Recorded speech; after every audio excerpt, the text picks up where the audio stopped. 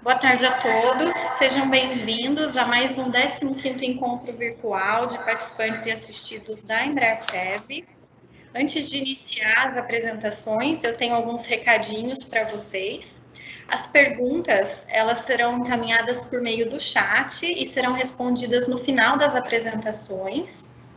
E também disponibilizaremos uma pesquisa de satisfação. É muito importante que vocês respondam para a gente, tá bom? Vou passar a palavra agora para o Eléo. Eléo, por favor. Oi, pessoal, boa tarde, tudo bem? A Juliana já deu as boas-vindas, mas eu também aproveito para reforçar aí, esse é o nosso último encontro virtual aí do mês de novembro, né? A gente já fez 3 outras sessões anteriormente, e a gente ficou bastante surpreso com os resultados, muito boa participação, né? As perguntas, então a gente fica muito satisfeito de saber que está tendo eco, né? Mais essa iniciativa nossa. A agenda de hoje, nós vamos ter, então, na sequência agora, um bate-papo com o Lauro. O Lauro vai fazer uma apresentação, na verdade, sobre perspectivas de mercado. Quem teve a oportunidade de acompanhar as outras sessões, né? A gente inovou esse ano. Cada uma das sessões semanais teve um tema diferente.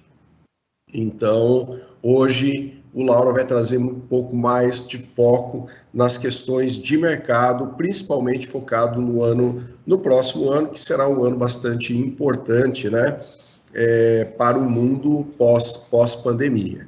Na sequência, a gente fala um pouquinho sobre os resultados da Embraer Prev, uma visibilidade, e depois a gente abre para as perguntas que, conforme a própria Juliana já falou, elas serão feitas por meio de chat, mas a gente vai respondendo da mesma maneira, tá? Eu vou passar a palavra para o Lauro, só que antes eu vou falar o currículo do Lauro, né? Apresentar o Lauro para vocês. Muita gente já conhece o Lauro, nosso parceiro de longa data, mas é importante sempre reforçar esse histórico aí, esse currículo do Lauro. O Lauro Araújo foi o líder do escritório no Brasil da Mercer Investment Consulting, uma empresa global, né, de consultoria de investimentos. Ele trabalhou por quase 3 anos na Mercer, em Toronto, no Canadá, como consultor e analista de gestão.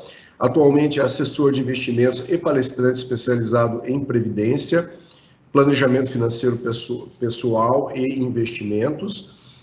Tem 5 livros publicados: Guia de Investimentos, Planejando a Poupança, Avaliando o Risco, Opções do Tradicional ao Exótico, Derivativos, Definições, Emprego e Risco, Fique Rico e Viva Feliz, A Riqueza das Pessoas, além de vários artigos publicados em revistas nacionais e internacionais. Foi professor do MBA do IBMEC no período de 91 a 99 e deu aula na Fundação Getúlio Vargas, na Bovespa e na BMF. É palestrante em congressos e seminários. Formou-se em administração de empresas e é mestre em International Finance pela Glasgow University. Tá? Então, Lauro, por favor, a palavra é sua. Bom dia a todos. Mais uma vez, é uma satisfação muito grande estar aqui conversando com vocês. Vocês sabem que eu tenho um carinho todo especial pela Embraer Prev, e é um grande prazer. Eu vou compartilhar aqui a minha apresentação. Eu gostaria de confirmação se vocês estão enxergando. Ótimo, estão enxergando.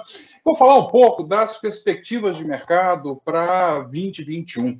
Quem viu as minhas outras palestras, principalmente a palestra do início desse ano, é mais ou menos uma continuação daquilo que a gente bateu papo lá no início do ano.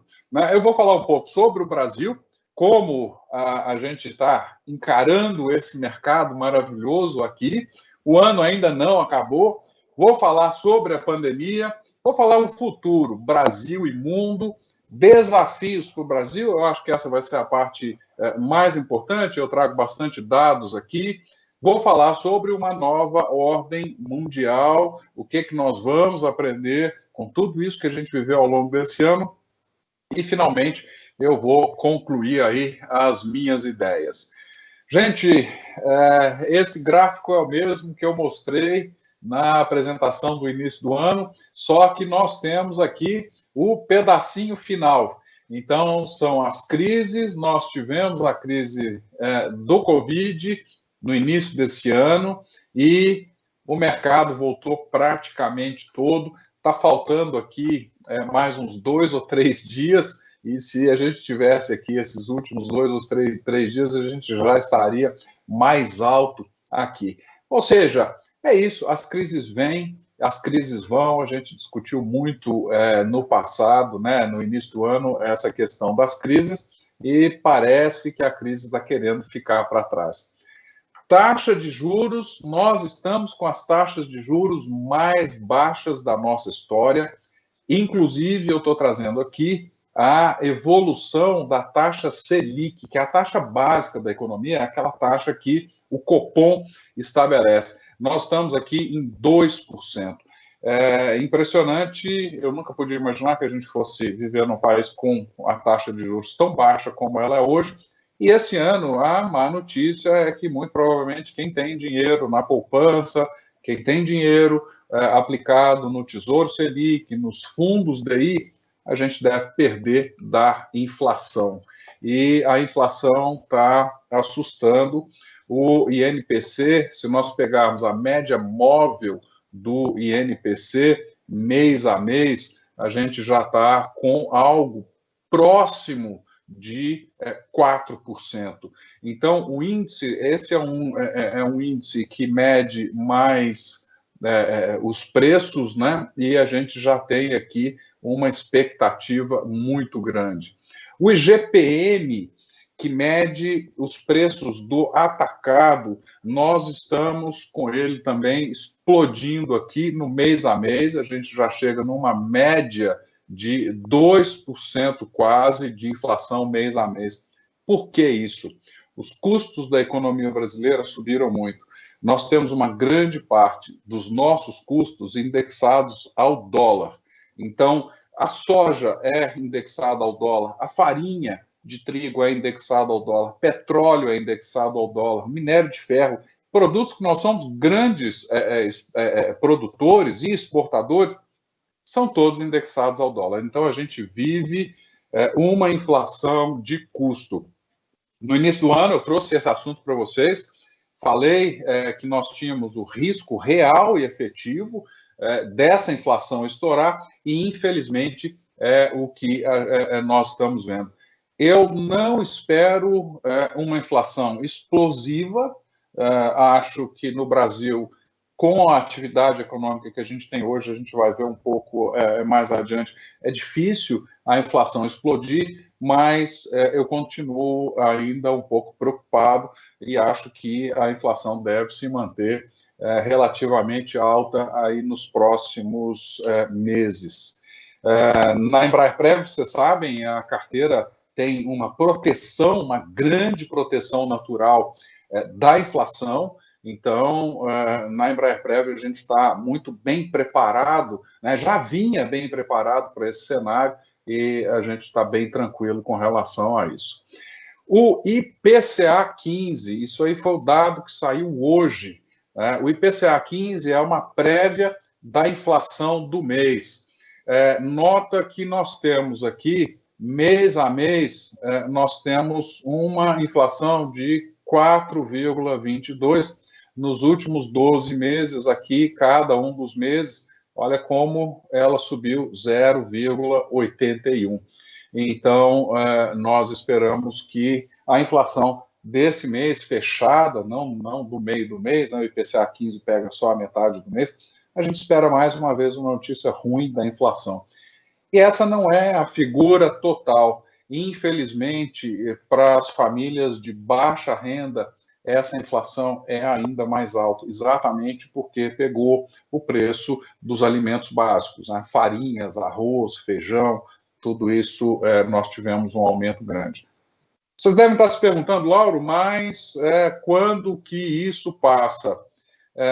A estabilidade do dólar é um fator importante, nós já estamos vendo o dólar mais estável e a gente deve passar por isso, porque, como eu disse, é uma inflação de custo e não é uma inflação de demanda. Uma coisa que pouca gente fala é que o mercado já espera uma alta na taxa de juros. Eu trouxe esse gráfico aqui. Eu vou pedir para vocês não se preocuparem com essas barrinhas verdes e vermelhas. Para quem conhece gráfico, isso é um gráfico de velas, mas eu gostaria que vocês vissem aqui só a tendência. O que é isso? Isso aqui é a taxa de juros que você ganha se você tivesse aplicado o seu dinheiro para receber ele de volta em janeiro de 2025. Então, vamos lá, no dia 3/8 de 2020, se você tivesse ido lá no Tesouro Direto e emprestado dinheiro para receber de volta em janeiro de 2025, você receberia uma taxa de juros de 5,16. Ontem, se você fizesse o mesmo empréstimo, a taxa de juros que você ia receber era 7,06. Então, percebe que, apesar da taxa básica da economia, ela está estável, os investidores eles já estão pedindo um prêmio maior para emprestar dinheiro para o governo. E, depois de passar do susto da crise, quando nós tivemos ali a calmaria, o Brasil voltando ao normal, o isolamento diminuindo, os nossos números de contágio caindo, a taxa de juros chegou a 5,16. Com essa evolução que nós tivemos aí nos últimos meses, essa taxa está 7,06. Então, a taxa de juros no Brasil, na verdade, a básica é 2%, mas a taxa de juros de médio e de longo prazo, ela já está subindo e a gente deve acompanhar e ver esse movimento se perpetuando aí pelos próximos meses. Eu acho que eu comentei na última reunião que nós fizemos, para mim, uma taxa de juros que seria uma taxa de juros de médio prazo, longo prazo, que funciona bem para o Brasil, seria algo em torno de 3 a 3,5% acima da inflação. Se a gente pensa numa inflação de 3% também, aí nós estamos falando numa taxa de 7, 7,5%. Ou seja, hoje, a taxa de investimentos de médio prazo para 2025, ela já está aí perto do equilíbrio. Então, o mercado já está voltando a funcionar normal. Na minha expectativa, diferente de outras pessoas aí que acompanham o mercado, eu acredito que a taxa básica da economia deva subir o ano que vem. Tá? Aqui é a mesma informação, só que mostrada de uma outra forma. Se você tem familiaridade com o Tesouro Direto, esse aqui é o Tesouro pré-2026. Então, na parte de cima, nós temos a taxa que você ganha e na parte de baixo, o preço, que é exatamente quando você entra lá no Tesouro Direto e você vê lá Tesouro pré-2026, o custo dele, quanto você vai gastar, é o que mostra nesse gráfico de baixo. Então, hoje ele está na faixa de R$700, você vai colocar R$700 lá no Tesouro Direto e vai receber, no dia 15/8 de 26, R$1.000. Isso equivale a uma taxa aproximada de 7,5%. Então, a gente percebe que, apesar da taxa básica da economia estar baixa, já existe um realinhamento das taxas de mais médio e longo prazo para aquilo que deveria ser a taxa de equilíbrio. Eu, pessoalmente, acho esses investimentos interessantes para quem tem uma carteira de médio e longo prazo. Eu acho essa taxa que é uma taxa que a gente deve verificar aí ao longo da economia, se não tivermos grandes sustos no percurso. Aí é importante. Evolução da pandemia. Vários países vivem a segunda onda, e a segunda onda foi muito pior do que eu esperava. Eu não esperava um crescimento tão forte. Então, nós temos aqui o gráfico. A fonte desses gráficos é o Worldometers, que é onde eu acompanho. E você repara que na primeira onda, nos Estados Unidos, a gente tinha uma média, no pico da onda, de 80 mil contaminados por dia. Nós estamos batendo lá nos Estados Unidos, esses dados estão atualizados, nós estamos batendo lá nos Estados Unidos 200 mil novas contaminações por dia. Espanha, a mesma coisa, e a Espanha, inclusive, tem um movimento interessante, porque vem a segunda onda, ela parece que vai se equilibrar, depois ela estoura. Itália, o número da segunda onda é assustador. Na primeira onda, a Itália teve uma média de 8 mil contaminações diárias. Nós estamos com 40 mil contaminações diárias na Itália. França, a mesma coisa. A Alemanha entrou um pouco atrasada na segunda onda, mas está tendo também um aumento muito grande de casos, de média de 6 mil casos na primeira onda, para algo em torno de 20 mil casos. Rússia, 25 mil casos, mais do que o dobro da média de casos no pico, agora, né, nesse momento, do pico da primeira onda. Índia ainda não entrou na segunda onda e Reino Unido também uma explosão. Aqui, para terminar, eu trouxe o Brasil. Ainda não, tecnicamente, não entramos na segunda onda, mas se você reparar, ali, novembro 21, a gente já tem o crescimento de novas contaminações. Aí você pode estar se perguntando, puxa vida, mas se a segunda onda é tão ruim assim, por que que está todo mundo tão otimista? E são as vacinas. Nós temos muito mais informações das vacinas e boas expectativas que já em janeiro nós vamos ter essas vacinas começando a ser distribuídas à população mundial. A AstraZeneca, em parceria com a Universidade de Oxford, tem uma vacina que está se mostrando 70% eficaz. É um índice de eficácia baixo, mas parece que eles estão contornando esse problema com a forma de dosagem e a janela de repetição entre a primeira e a segunda dosagem. Pfizer Biotech e a Moderna, eles estão com um índice de sucesso, né, de imunização da vacina de 95%. A Sinovac, nós não temos os dados oficiais finais, deve sair na primeira semana de dezembro, mas a expectativa é que ela seja 98% efetiva. E essa Sinovac é a vacina que está sendo desenvolvida junto ao Instituto Butantan. Lá no Rio, a gente tem a AstraZeneca Ford, sendo desenvolvida em parceria lá com a Fiocruz. A Fiocruz vai poder produzir também essa vacina no Brasil. A Sputnik V, eu não consigo falar Sputnik V sem rir, porque eu nunca podia imaginar um nome de uma vacina, que é o nome de uma nave espacial russa, 92% de eficácia.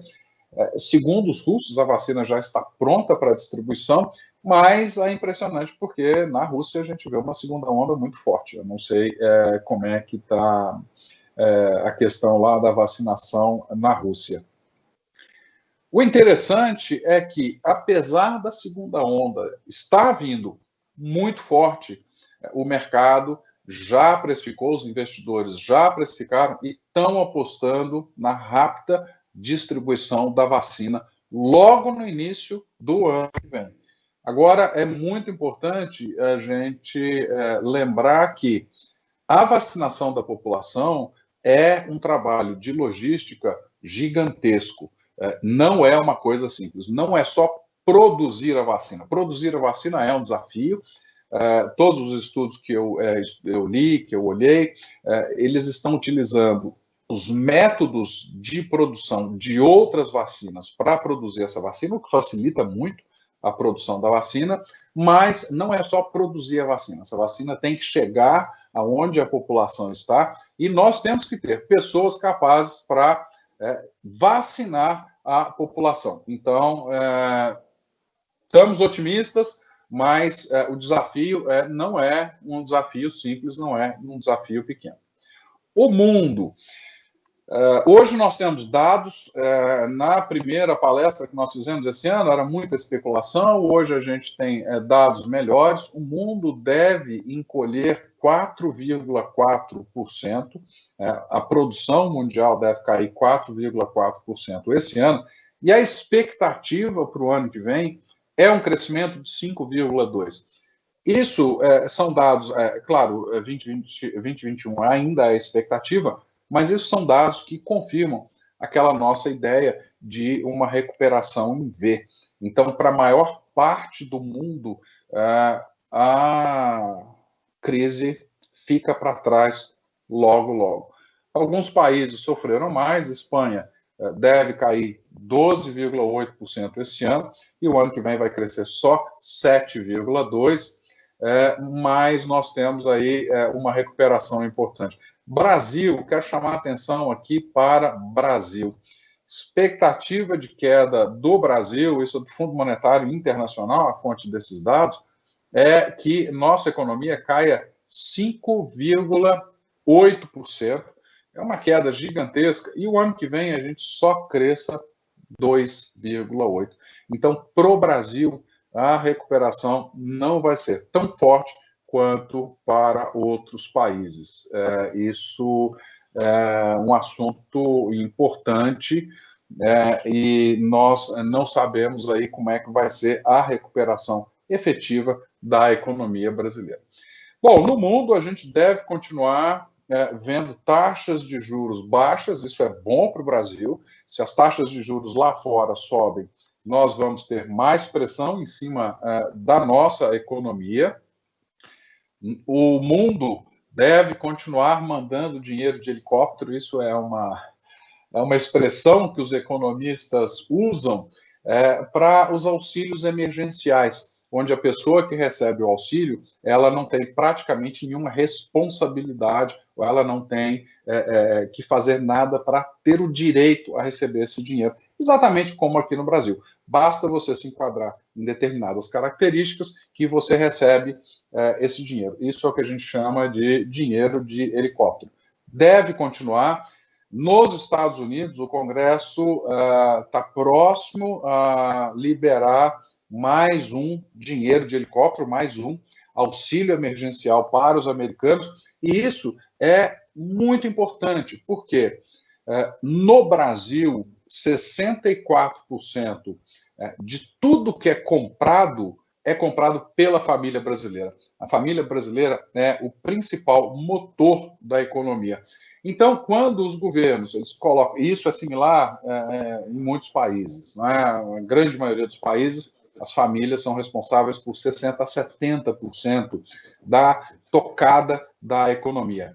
Então, quando nós temos esse dinheiro na mão das famílias, elas continuam comprando e isso ajuda a economia a não despencar. A produção, ela está tranquila, nós não tivemos nenhum processo maior de ruptura na produção. Ruptura em produção é mais comum com grandes desastres e guerras, que não é o caso. Nós temos aí, é tranquilo, o mundo pode se acelerar, e o grande problema para essa aceleração, ela ser sustentada, é o emprego, porque o dinheiro de helicóptero, ele uma hora para, ele causa muita dívida dos governos. Então, é importante a volta do emprego. Um dos dados que eu mais acompanho, uma das coisas que eu mais pesquiso é como está indo o crescimento do emprego no mundo todo e aqui no Brasil, obviamente. Então, a saída-chave aqui é voltar o emprego. A gente tem que ter uma política muito forte de aceleração do emprego. Realinhamento de preços de commodities, o preço do petróleo já subiu bastante, isso é natural, é também um dado importante, então a gente tem aí o preço das mercadorias básicas já reagindo. Nós devemos ter no mundo todo um efeito da expansão da base monetária. O que é isso? Esse dinheiro de helicóptero, ele aumenta a quantidade de dinheiro circulando na economia. E, normalmente, numa economia com crescimento, esse dinheiro a mais circulando, ele é inflacionário, ele traz inflação mundial. Então, eu não descarto a possibilidade de nós vermos também uma inflação maior no mundo, e isso, sem dúvida nenhuma, vai impactar no valor das moedas. De uma forma geral, o que a gente percebe é que os países que tiverem mais inflação vão ter a moeda mais desvalorizada. Para o Brasil, nós já sofremos muito, o real já sofreu bastante, mas é uma preocupação. O nacionalismo continua, mas eu acho que um pouco mais menor do que se esperava. Inclusive, as eleições americanas mostraram que o americano não está assim, com essa força nacionalista tão grande. Para o ano que vem, para o mundo de uma forma geral, relação Estados Unidos e China é uma coisa que não deve mudar muito. Biden não é grande amigo da China, digamos, mais habilidoso em termos de relações internacionais do que era Trump. A gente deve ter uma melhora, ou pelo menos a gente deve ter menos ruído na relação Estados Unidos e China. A China, há 2 semanas atrás, assinou um pacote de intenção, assinou um acordo da criação do bloco asiático. São mais ou menos 30% de tudo que é produzido no mundo está dentro desse bloco da China. A China já está se defendendo, já está garantindo um mercado para os seus produtos, independente dos Estados Unidos. E realmente é um acordo impressionante. Vamos ver como é que isso evolui.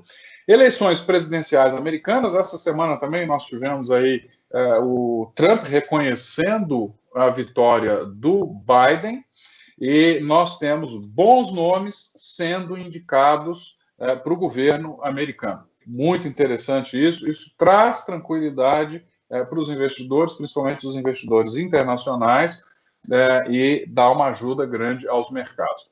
Europa é a grande incógnita, como a Europa sai e como a Europa evolui. O mercado comum europeu, como um todo, é um organismo complicado, delicado, porque são vários países, várias culturas distintas, juntas, com a mesma moeda, com a mesma política econômica e com dívidas separadas, e nós temos ainda um impasse da Inglaterra, do Reino Unido, saindo no Brexit ainda sem uma solução clara e definitiva para a saída do bloco europeu. Então, a Europa a gente ainda tem muita dúvida e não sabe o que vai acontecer. Reação das bolsas mundiais. É impressionante quando nós olhamos a reação das bolsas. No início do ano, eu trouxe esse gráfico para vocês. Obviamente, a gente estava logo depois da pandemia, a gente só tinha um pedacinho desse gráfico, e olhando, é assustador. Eu peguei aqui desde o dia 1º, dia 2 de janeiro desse ano, quanto cada índice de bolsa subiu. O primeiro que subiu 38% esse ano foi o Nasdaq, a Bolsa de Tecnologia americana. A Bolsa das empresas mais tradicionais nos Estados Unidos, o S&P, subiu 15%. A Bolsa alemã subiu 7%, ou seja, está com uma alta de 7% quando comparado ao dia 2 de janeiro. Nós temos aqui o Brasil, 1,93%, esses dados foram atualizados até preços de ontem, ou seja, nós já estamos a preços do início do ano, e realmente só a Inglaterra é que continua com uma bolsa muito desvalorizada. Como eu disse, a Inglaterra está com esse desafio da saída do bloco, e nós temos aí uma dificuldade muito grande.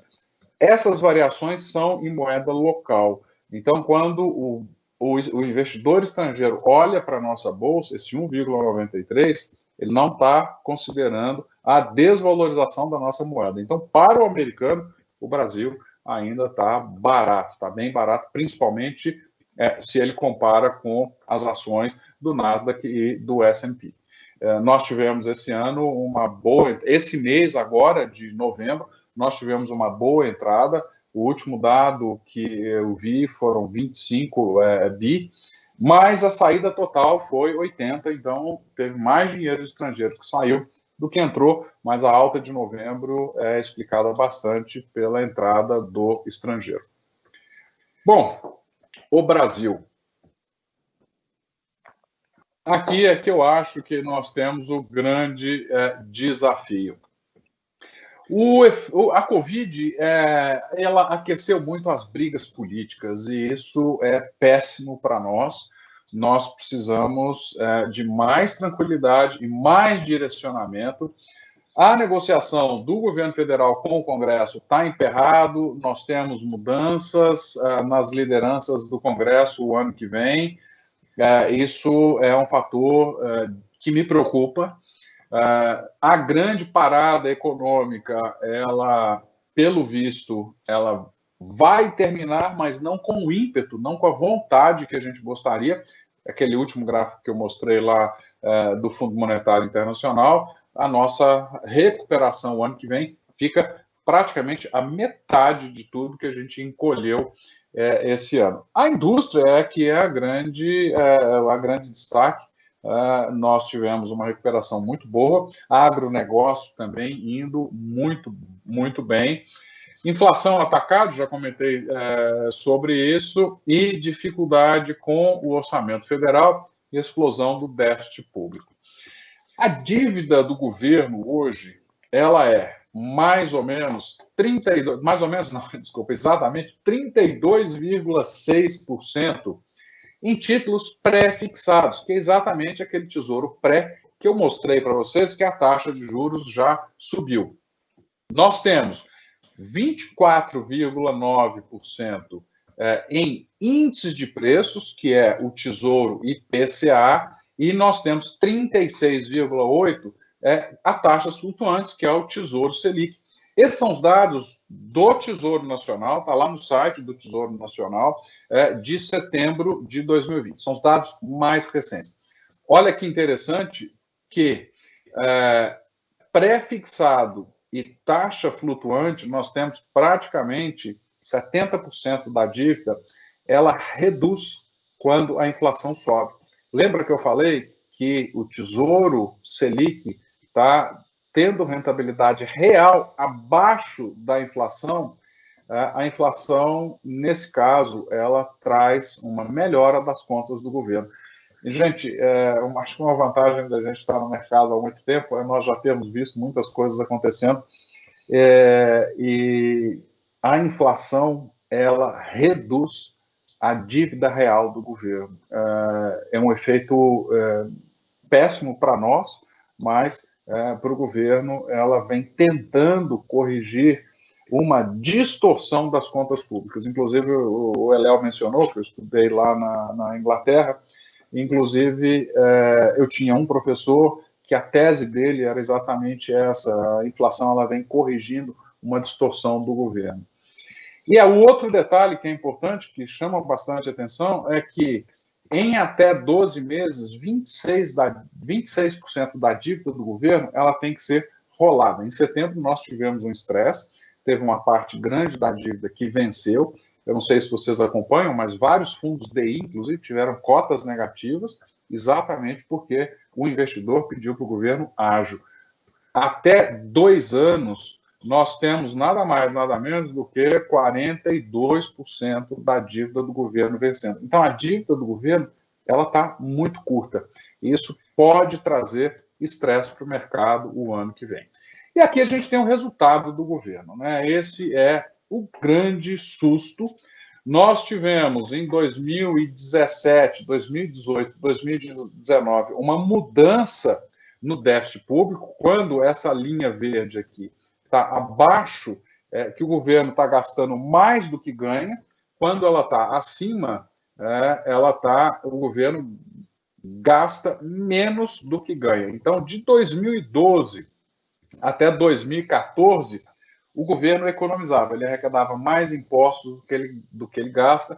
2014, né, a gente teve aí o grande descontrole das contas do governo no governo Dilma. Depois nós tivemos uma pequena melhora, uma estabilização. Início do governo Bolsonaro, nós tivemos uma tendência de melhora, mas com o Covid, olha o que aconteceu.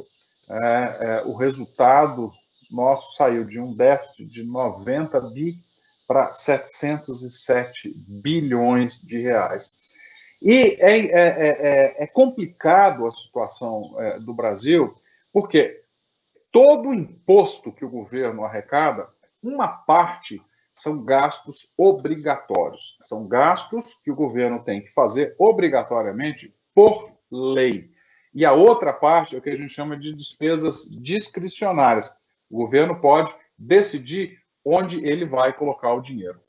Ou seja, 1.792 bi são de despesas obrigatórias. Mesmo que o presidente queira cortar essas despesas, ele não pode. Isso aqui só através de mudanças na regulamentação que a gente consegue diminuir. E as despesas discricionárias são muito pequenas. Isso mostra a fragilidade e a dificuldade que o governo federal tem para colocar as contas públicas em ordem. É claro que uma grande parte desse déficit é devido à pandemia. Então, aqui nesse gráfico, o Tesouro tira a linha amarela pontilhada e essa linha cinza tracejada aqui qual seria a dívida do governo se nós não tivéssemos tido os gastos com o Covid. E nota que, mesmo sem Covid, as despesas do governo esse ano subiram. Isso é o que mais preocupa os investidores, o que mais preocupa o mercado, é a direção dessa dívida. Os investidores entendem da necessidade de se fazer essa explosão aqui. Agora, uma hora essa explosão vai ter que ser paga. Tá? Essa é a grande pergunta que nós temos para o ano que vem. Como essa explosão nas dívidas do governo serão pagas? Aí a gente trabalha com cenários. O cenário mais provável é que o Congresso esteja sensível a uma solução negociada que coloque as contas do governo de volta nos trilhos. Aí nós caminhamos para um crescimento sustentado de longo prazo. Viveremos uma nova ordem mundial? Eu acredito que sim. O mundo mudou com a Covid, nós mudamos. A gente aprende a trabalhar de formas diferentes, a gente aprende a trabalhar de casa, nós aprendemos que talvez tempo com família, tempo para nós cuidarmos do aspecto espiritual, físico, é importante. Então, eu acredito que, de uma forma geral, a população mundial ela sai melhor dessa crise toda. Nós aprendemos com essa crise. Eu gostaria de ver isso e espero que, no mundo inteiro, nós vamos ter uma revisão dos nossos valores, uma revisão da forma de que nós trabalhamos. Eu acho que é muito mais importante a pessoa ser produtiva do que ela ficar na empresa de 9 da manhã às 6 da tarde. Não interessa se você fica de 9 às 6, o que me interessa é quanto você produz. Se você produz bem de casa, onde quer que esteja, faça e foco na produtividade. Para o Brasil, o crescimento da produtividade será muito importante. Médio e longo prazo. Eu acho que agora aqui, gente, é uma coisa que é uma sensação muito difícil de explicar, mas eu acho que no médio e no longo prazo, exatamente por causa dessas mudanças, a gente deve ter um realinhamento global e os Estados Unidos está carregando um déficit gigantesco. Eu acredito que o dólar vai perder espaço na economia mundial. Não estou falando isso para o ano que vem, para daqui a 2 anos. Isso é um horizonte de 5, 10 anos. E o que vem no lugar? O euro, o Bitcoin, o renminbi, que é a yuan, a gente fala yuan, que é a unidade, né? A moeda chinesa. Difícil saber o que vai acontecer. mas eu acho que, no longo prazo, nós temos bastante coisas que devem mudar. Brasil.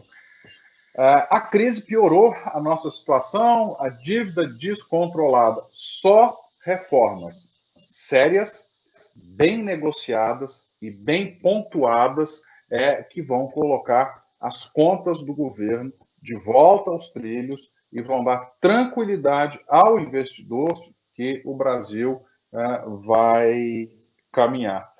E isso é super importante, principalmente para o investidor estrangeiro. Tá? Nós precisamos demonstrar o ano que vem que nós temos harmonia entre os três poderes. Não podemos ficar batendo cabeça entre executivo, legislativo e judiciário. Muito importante a classe política sair com uma solução boa, bem negociada, para nós podermos crescer sustentavelmente no médio e no longo prazo.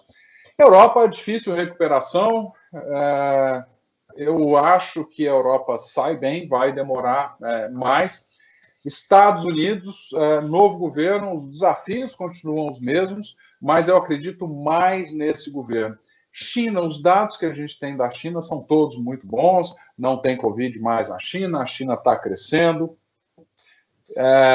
Há muitos anos eu digo isso, é difícil a gente saber o que vem da China, é muito complicado. Oficialmente, a China praticamente já superou a crise e é uma potência gigantesca, esperando o mundo dar sinais de crescimento para seguir em frente. Pessoal, é isso. Eu agradeço muito, mais uma vez, o convite. É uma satisfação muito grande estar aqui falando com vocês. E eu devolvo para a Juliana. Não é isso, Juliana? Pessoal, obrigado e até daqui a pouco respondendo perguntas. Lauro, muito obrigada. Sempre muito bom ter você conosco. Agora eu vou passar a palavra para o Eléo, que fará a apresentação sobre a visibilidade do plano. Eléo, com você. Bom, pessoal, a gente vai então, passar alguns números, né, sobre a Embraerprev, e a gente começa falando sobre os principais números, né? A gente faz um resuminho. Antigamente a gente mostrava os gráficos um pouco mais extensos, mais detalhados, mas entendendo até a dinâmica da própria live, né, que requer um pouco mais da capacidade de ser sucinto, né, então a gente resumiu aqui. E aí a gente fala um pouquinho sobre como é que estão os nossos principais indicadores. A gente fala, por exemplo, sobre patrimônio. Então nós estamos aqui, obviamente, está usando a posição de outubro, tá? Então o patrimônio do plano ele ainda está ligeiramente abaixo do resultado de encerramento de 2019, mas estamos muito próximos disso, né?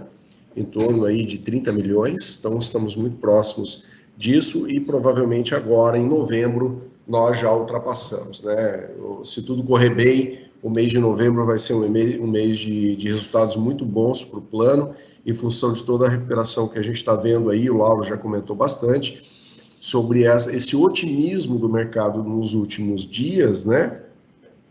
Em relação à questão das vacinas, tá?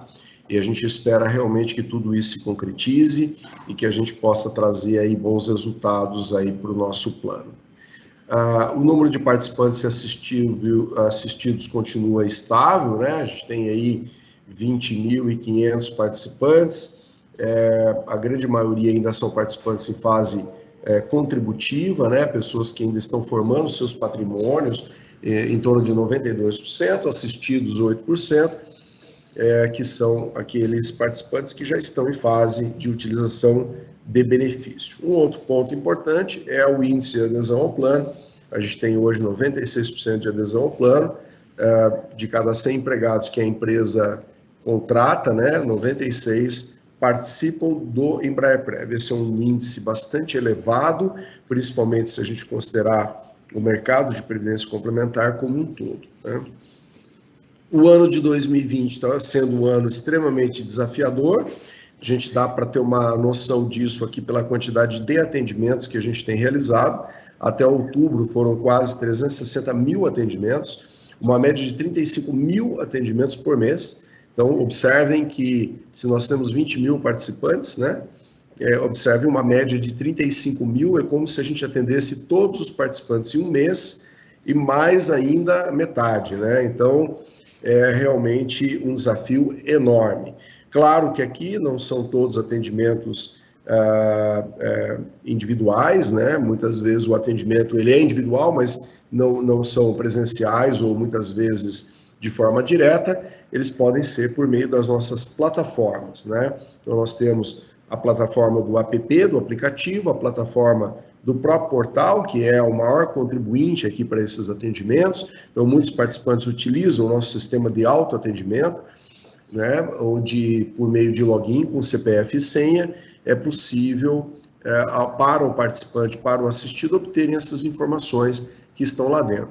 Um outro aspecto também, que a gente inclusive não está computando aqui, é assistente virtual, né? Assistente virtual, que é um chatbot que está disponível, uma inteligência artificial que também está no nosso portal, também tem contribuído muito para a gente esclarecer as dúvidas dos participantes, né, dos assistidos, num ano realmente de muitas perguntas, né? Todos nós temos perguntas e é natural, a gente está revendo conceitos, a gente está refazendo os planos, a gente está redirecionando o nosso futuro individualmente. Quem não parou para pensar no meio dessa pandemia toda sobre se não poderia ser diferente o futuro individual nosso, de cada um e dos nossos familiares. Então, é normal que surjam dúvidas, é normal a gente perguntar as potencialidades do plano, como que é, como funciona, e claro, isso gera uma demanda muito grande, mas também para nós é uma satisfação muito grande a gente poder ajudar, poder ter a noção de que a gente está sendo útil e importante para os nossos participantes assistidos. Importante também, a gente já pode ver o plano, esse indicador de benefícios pagos. Observem que mesmo tendo apenas 8% de assistidos, pessoas e participantes em fase de recebimento de benefício, observem como o total de benefícios pagos no ano ele já está bastante relevante. Estamos falando aí de uma projeção, né, de mais de 100 milhões de valor, né, de reais, em benefícios pagos até o final do ano. Novembro é a campanha semestral. Nós temos, então, para os participantes que ainda não estão em fase de recebimento de benefício, as campanhas são de perfil, de alteração de perfil de investimento e de revisão do percentual de contribuição. E para os nossos assistidos, né, oportunidade de rever o perfil e, ao mesmo tempo, rever também o benefício, tá? E, obviamente, o fato de nós estarmos aqui tem como objetivo também a gente poder esclarecer questões relacionadas à campanha. A campanha vai até o dia 30, até às 17 horas, então até lá temos ainda mais alguns dias para que a gente possa, então, fazer simulações. Nosso portal tem as simulações, é possível fazer também essas escolhas por meio do nosso aplicativo. Então, isso tudo para facilitar e dar maior flexibilidade nesse momento, né, de pandemia, de muitas limitações, tudo que a gente precisa é de flexibilidade. Super importante a disciplina na formação do patrimônio do Plano Embraer-Prev. Esse slide aqui, ele é só para lembrar, né, que junto com essa campanha vem vindo também muita preocupação, a gente percebe pelos atendimentos, é incrível, né, como a gente tem percebido as pessoas repensando seus futuros. É incrível mencionar para vocês que em plena pandemia e no momento até mesmo de reestruturação da própria patrocinadora, com movimentações de pessoas, a quantidade de contribuições extraordinárias que nós estamos recebendo. Tá? Nas últimas semanas, um valor realmente inédito. Normalmente a gente recebe um fluxo grande de contribuições extraordinárias lá em abril, né? quando é pago a PLR, quando é pago o bônus anual, e no final do ano, quando é pago o 13º, quando as pessoas realmente fazem aquele balanço, né? Eu costumo dizer que todas as pessoas que, quando observam a contribuição extraordinária até o limite de 12% do benefício fiscal do imposto de renda, elas nunca mais param de fazer isso, né? Eu costumo dizer isso porque é a mais pura realidade. Quando as pessoas percebem depois, na declaração de ajuste anual, o efeito que isso tem do ponto de vista de diminuir pagamento de imposto ou, eventualmente, até no sentido de receber uma restituição, as pessoas observam a importância desse benefício fiscal. E aqui, ele está aqui como um dos fatores também, não só os nossos participantes normais, os participantes assistidos, né, que são os nossos aposentados, têm também essa possibilidade, e a gente tem recebido um fluxo muito grande de recursos, incrivelmente, né, nesse momento todo, que nos surpreendeu positivamente. Mostra que as pessoas estão atentas a essa disciplina, né? Esses dias eu estava ouvindo a diferença entre motivação e disciplina, né? E é importante como, às vezes, a gente menciona a motivação para fazer um determinado uma ação ou um planejamento que a gente tenha, mas o que realmente faz a gente ir para frente é a disciplina, é um movimento metódico de dizer, olha, eu quero ter um patrimônio do plano bacana, satisfatório para mim, quando eu vou me aposentar. E quem me diz isso que é satisfatório? Olha, é muito relativo, varia de pessoa para pessoa. Nós temos simuladores que permitem fazer esse tipo de ensaio, esse tipo de simulação, para que a gente possa, então, olhar lá na frente e dizer, olha, puxa, esse valor, esse patrimônio é o que eu gostaria de ter. E aqui, por meio desse quadro, a gente vê, né, a contribuição do participante, esse é o momento de ir lá, revisar e verificar, puxa, será que eu estou contribuindo dentro do máximo que eu posso, dentro do que é possível? Sim, estamos num ano de pandemia, um ano em que está tudo muito mais difícil de ganhar dinheiro, de eventualmente até mesmo de poupar, muitos gastos não tradicionais eu estou tendo, enfim. Só que a disciplina, ela diz exatamente isso. Como é que eu faço para chegar lá, independente dos percalços, dos obstáculos que venham pelo meu caminho, tá? Então, aqui fica apenas como uma lembrança, como uma dica. A gente está disponível para orientá-los, para explicar sobre um pouco mais detalhes como é esse planejamento, tá? Muitas pessoas dizem, Léo, eu gostaria muito de mudar o meu perfil, mas eu não tenho certeza, né? Em geral, o pessoal pergunta quais são as opções que a gente tem hoje. O que o pessoal usa de perfil de investimento? Obviamente que a gente não vai mudar o perfil, até porque a mudança não é obrigatória, em função do que o meu colega fez, né? Ou de um amigo meu, ou um grupo de pessoas optaram. Mas é importante a gente ter esses gráficos para ter uma noção. Hoje, os participantes que ainda não estão em fase de receber de benefício, eles têm essa distribuição, 58% é o perfil convencional, assim como 16% é o arrojado. Ambos os perfis têm uma característica de maior risco, né? Principalmente pelas aplicações dos investimentos, dos seus investimentos em bolsa de valores, mas também em fundos imobiliários, que trazem também riscos, também em fundos multimercados, que igualmente trazem risco também. Os assistidos também optam pelo perfil conservador, numa parcela até superior aos participantes, mas como eles não têm a possibilidade de optar pelo perfil arrojado, exatamente por uma cautela da instituição, da entidade, de não deixar esse tipo de risco que a gente entende que não é adequado para quem está já em fase de recebimento de benefício. Então, nesse caso, os assistidos optam 40% no perfil conservador. Léo, mas e os benefícios de aposentadoria? O que o pessoal escolhe? Olha, quase 90% escolhe percentual. E por que isso, tá? Em geral, porque o pessoal talvez queira, os assistidos queiram, fazer uma analogia da retirada percentual sobre o saldo que eles acumularam de benefício, com relação à própria rentabilidade, né? E, eventualmente, fazer um paralelo, fazer não necessariamente uma indexação, porque isso não é possível, é muito difícil, né? Mas fazer um planejamento que, de alguma forma, eu capture, ou receba, ou consuma um percentual proporcional ao que o plano vem rentabilizando. Uma notícia boa aqui, que a gente pode ver nesse gráfico, é que, desde os últimos semestres, a gente percebe um crescimento das opções de benefício pelas formas mais longas, né? Quando eu escolho, por exemplo, a faixa de recebimento de 0 a 1%, provavelmente o meu benefício vai demorar muito mais, eu vou poder usá-lo durante muito mais tempo do que se eu tivesse, por exemplo, utilizando um percentual de 2%.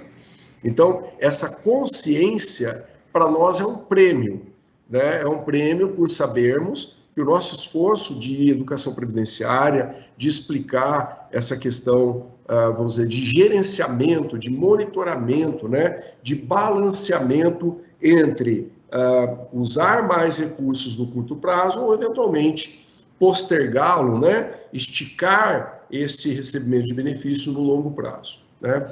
E aqui é um exercício muito interessante, sempre quando a gente pode, a gente orienta os participantes a sejam modestos na hora de pensar no benefício. Claro, nós estamos falando em abrir mão de necessidades que sejam minimamente importantes, as necessidades mais básicas, nós temos que ter a cobertura desse benefício, saúde, por exemplo, alimentação, bem-estar da família, né? Agora, questões que eu possa postergar são importantes que eu reavalie isso, né? Na medida que eu pense no futuro, né? Que eu pense que esse benefício pode me dar uma cobertura durante um período mais longo de prazo, se eu puder poupá-lo, se eu puder economizar neste momento, tá?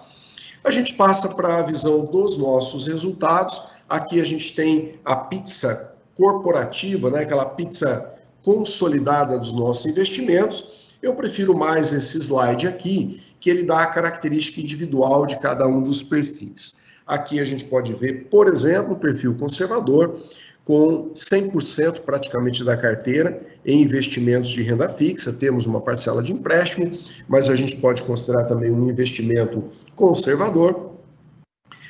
E, obviamente, esse perfil foi o perfil que, neste momento, né, neste ano, foi o perfil que mais rentabilizou, né? A gente vai mostrar na sequência, principalmente dadas as características de um ano muito difícil para quem investe em segmentos de maior risco, por exemplo, a Bolsa de Valores. Os perfis convencional e arrojado têm parcelas ligeiramente diferentes, de exposição a maior risco. O perfil convencional, por exemplo, investe 26% na posição de outubro, né, em renda variável, em Bolsa de Valores.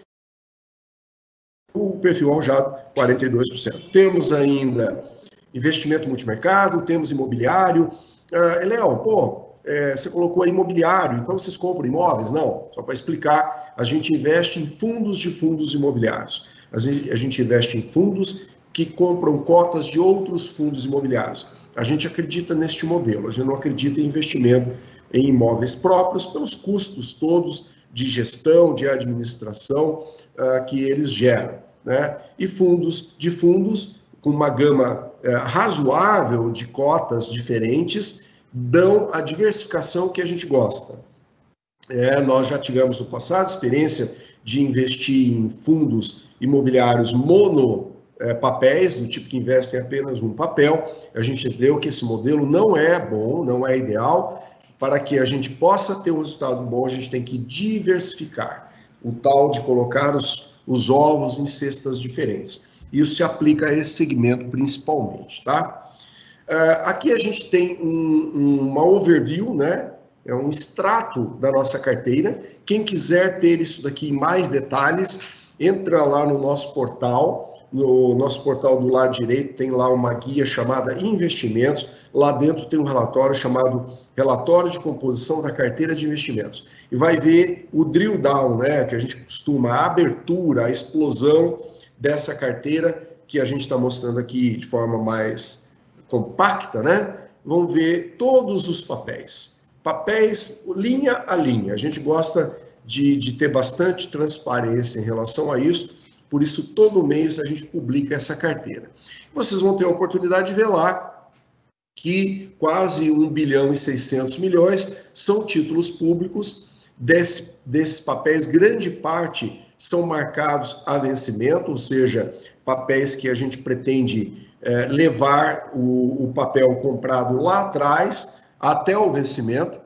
A gente vai mostrar um subset na sequência lá. São papéis muito longos e que, quando a gente comprou, estavam com taxas muito bem atrativas. Assim como os títulos privados, são debêntures, letras financeiras de empresas de grande potencial de crédito, ou seja, papéis realmente muito valorizados no mercado pela capacidade dos seus emissores, né, dessas empresas, de pagarem suas dívidas, tá? E a gente tem, obviamente, uma parte de cash, né, de fluxo de dinheiro, de liquidez imediata, exatamente para cumprir com os nossos compromissos. Quem conhece Embraer-Prev, nós operamos desde 2009 e eu não me lembro nenhuma vez, até hoje, em todos esses anos, né, 11 anos de operação, da gente ter atrasado um único dia, um único minuto, né, o pagamento dos nossos compromissos. Sejam resgates, sejam portabilidades, sejam benefícios de uma forma geral, sempre, né, em dia, rigorosamente em dia. Tá? E para isso a gente precisa ter um fundiamento, a gente precisa ter cash disponível para esse tipo de operação, para cumprirmos com essas nossas obrigações. Eu já falei do imobiliário, o empréstimos também, né, a gente já mencionou rapidamente, empréstimo não é considerado para nós um investimento, mas muito mais uma oportunidade que a gente dá para os nossos participantes como liquidez, né, na medida em que eles estejam, por exemplo, como aposentados e não queiram usar mais recursos do seu plano, ou mesmo aquelas pessoas que de alguma forma pensam em utilizar uma parcela maior do seu fundo, né, num saque, por exemplo, o empréstimo é uma alternativa por meio de oferecimento de condições vantajosas aí, e comparativamente ao mercado. E renda variável, né, a gente já mencionou, o fundo em bolsa de valores, com esse potencial, aí, esse valor que inclusive já recuperou bastante do que tinha desde o início do ano. A nossa carteira tem um prazo médio de títulos públicos de quase 20 anos, então esses 1 bilhão e 600 a gente já vai mostrar, e a carteira de títulos privados, em média, uma duração, né, de 4,5 anos em média. Aqui, de novo, um extrato um pouco mais detalhado, mas não tão detalhado como no relatório de composição da carteira que eu mencionei anteriormente, que está disponível no portal. Aqui, a parcela que está em NTNBs, né, notas do Tesouro Nacional Brasileiro. Observem aqui do lado direito a taxa média em IPCA, aqui valores bem altos. Se alguém for comprar hoje um título desse no Tesouro Direto, provavelmente vai ver que as taxas hoje são muito acanhadas, talvez metade do que a gente está vendo aqui. E na média a gente tem uma taxa interessante de 6,5% anual, né? Observem que a gente tem vencimentos aí 2050, 2055, 2045, significa que esses papéis vão estar trazendo para nós esse resultado, mais inflação, de forma garantida, líquida, até esses vencimentos, porque nós não pretendemos um papel que vence 2050, nós não pretendemos vender antes, utilizar antes, a gente quer trazer este ganho para dentro da nossa carteira, para o saldo dos nossos participantes assistidos até o vencimento, tá? A mesma coisa vale para os títulos privados, a taxa aqui média é um pouco mais elevada, estamos falando de 7%, claro, aqui não são títulos públicos, são empresas privadas que emprestam, para quem a gente empresta esse dinheiro, claro, por serem papéis privados, mesmo que a gente tenha uma boa garantia, um nível de classificação de risco elevado, a gente cobra um prêmiozinho maior, por isso que a gente recebe 7% em média. Aqui a gente tem o resultado dos perfis, né? a gente teve uma grande decepção em outubro, porque até próximo do final do mês, a gente estava tendo um resultado fantástico, principalmente na Bolsa de Valores, que traria um resultado para o convencional arrojado muito elevado, até que alguém resolveu levantar algum tipo de desconfiança em relação a como seria a formação do parlamento americano, né? Ou seja, discussões políticas de um outro país, inclusive, tá? Que pode parecer até que não tem muito a ver com a nossa realidade, com a nossa economia, mas tem tudo a ver, porque esses países, eles, hoje em dia, a economia é muito globalizada, os países muito dependem do desempenho das economias de outros países, como o próprio Lauro mostrou agora há pouco para a gente, e isso tudo fez com que o mercado entrasse de mau humor, desconfiança, conservadorismo excessivo, e aí começaram a vender papéis em bolsa, e a gente teve realmente um resultado pior do que a gente imaginava, mas, mesmo assim, seguramos um resultado positivo, que são esses números que a gente tem aí. O destaque do perfil conservador, né, observem, o resultado dando conservador rentabilizando mais de 1% no mês, são quase 7% no ano, né, num período aí de 10 meses, considerando uma taxa de juros de 2%, considerando a própria inflação, patamares baixos, e considerando... por que a inflação é importante? Porque lembre-se que a gente tem muitos papéis de IPCA mais uma rentabilidade real. Então, quando a inflação cai, obviamente, isso interfere na rentabilidade nominal dos nossos perfis na parcela de renda fixa. Mesmo assim, esse resultado é um resultado bastante satisfatório. A gente está falando aqui de 274% do CDI para um perfil conservador, que praticamente não traz riscos para os seus aplicadores, realmente considero um resultado bastante interessante. Esse slide aqui eu gosto muito porque ele mostra o seguinte: muita gente diz, né, puxa, mas nós estamos num ano ruim, né? Como é que fica o nosso futuro? Tá? Aí eu vou dizer o seguinte, gente, o passado, ele não explica o futuro, né? Mas a estratégia que a gente aplicou ao longo do passado e que, de alguma forma, se ela tem sido consistente e se ela se adapta às mudanças do mercado e se mantém forte, de maneira disciplinada, como a gente mencionou anteriormente, ela pode dar, sim, um indício para a gente bastante interessante de para onde a gente vai, ok? E aqui, que é o DNA Embraer-Prev, se vocês olharem aqui vocês têm um pouquinho do DNA da Embraer-Prev. Observem de 2009, quando a Embraer-Prev foi criada, até 2020, estamos falando em 11 anos, é um período bastante relevante do ponto de vista de análise histórica.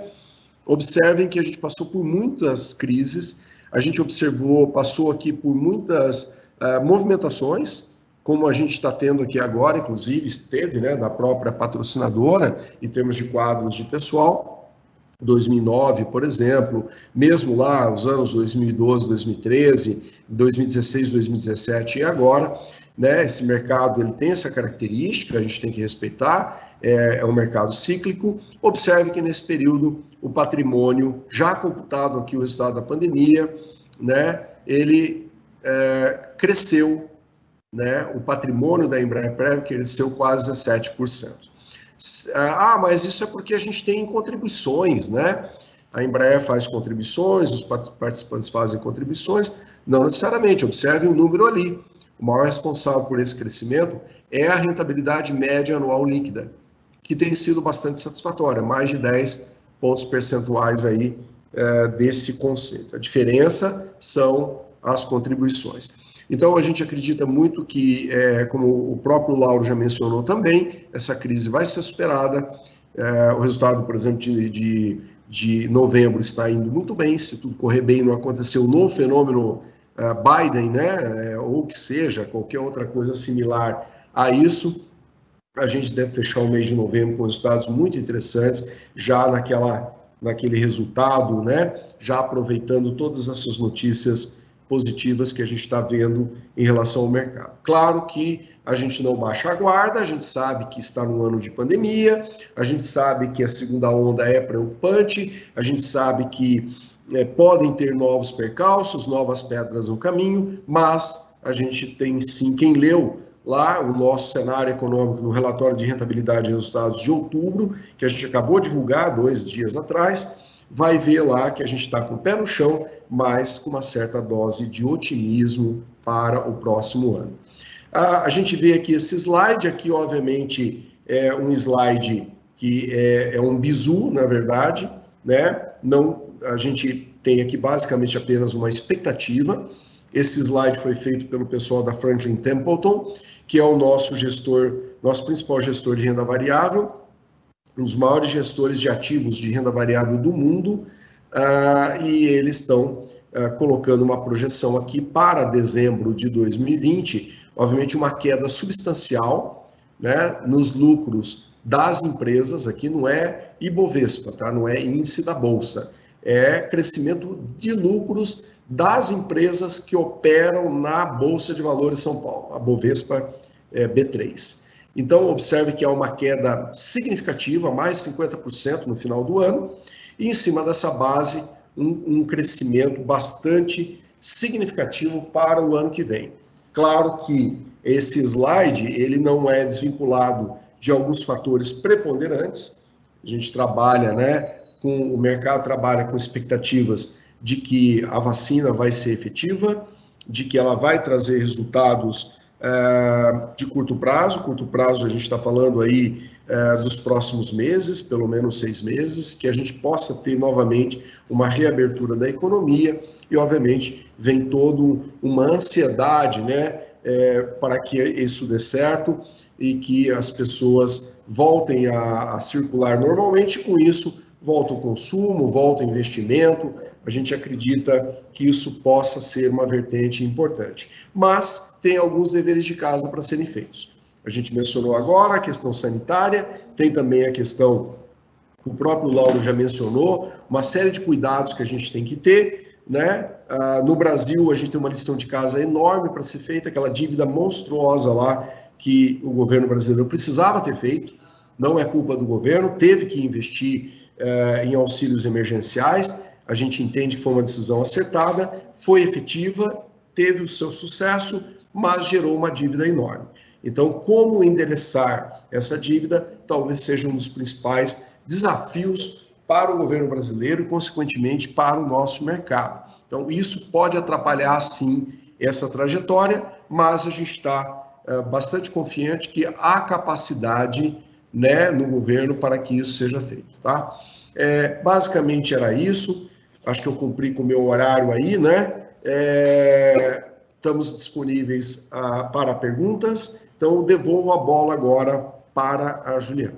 Léo, obrigada. Cumpriu a risca mesmo.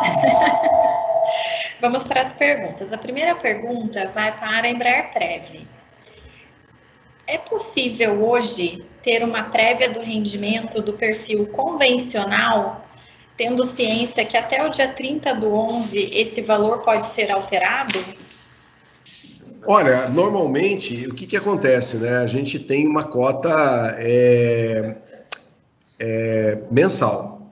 Léo, por que a gente não faz uma cota diária? Gente, porque custa dinheiro, entendeu? Quanto mais sofisticação você tem no seu processo, nos seus controles, isso sai mais caro. Então, a gente faz normalmente um balanceamento, né, entre benefício, vantagem e custo. Então, o custo para a gente ter uma cota diária, o cálculo, a contabilidade direcionada para isso, as atividades operacionais, isso tudo custa dinheiro. A gente não quer que isso roube pedaços da nossa rentabilidade, tá? Então, por isso que a gente não tem. Seria possível? Seria, mas custa dinheiro. Então, a gente decidiu ter uma cota mensal, por entender que grande parte do tempo a gente está em momentos de maior estabilidade, tá? Quem me conhece sabe que a gente não fica em cima do muro, tá? Então, eu vou responder essa pergunta. Nós temos um acompanhamento, que é uma estimativa. tá? Mas eu não posso ser irresponsável de publicar isso lá, até porque as pessoas vão tomar decisões, muitas vezes mudar ou não o perfil, mas sim, eu não vejo problema nenhum. Olha, só para vocês terem uma ideia, como nós estamos nesse momento, obviamente a gente está olhando isso até o dia 25, que é iniciando no dia hoje, mas considerando o valor até ontem. Tá? Então, só para vocês terem ideia, o perfil conservador está rendendo até esse momento 0,86. Tá? O perfil convencional está rendendo em torno de 4,3%. E o perfil arrojado está rendendo em torno de 6,3%.